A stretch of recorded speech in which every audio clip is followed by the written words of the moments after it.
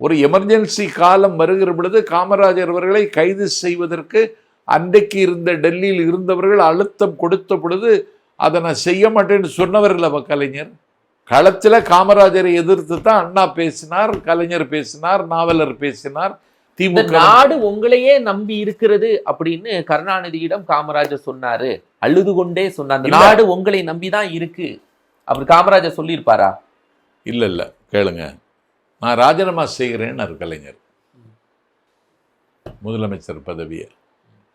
ஜனநாயக காற்று நீ முதலமைச்சராக இருக்கிற காரணத்தால் தான் நான் எல்லாம் சுவாசிக்க முடிகிறது, அந்த முடிவை எடுக்க வேண்டாம்னு கலைஞர்கிட்ட சொன்னவர் காமராஜர்.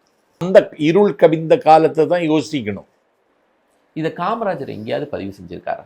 நான் சொன்னேன், நீங்க சொல்றீங்க என்கிட்ட காமராஜர் பாருங்க சொல்றீங்க. காமராஜர் அதையெல்லாம் தாண்டின தலைவருங்க. அவர் இந்த பதிவு பண்றது, அடையாளம் வைக்கிறது அதெல்லாம் அவர்கிட்ட கிடையாது.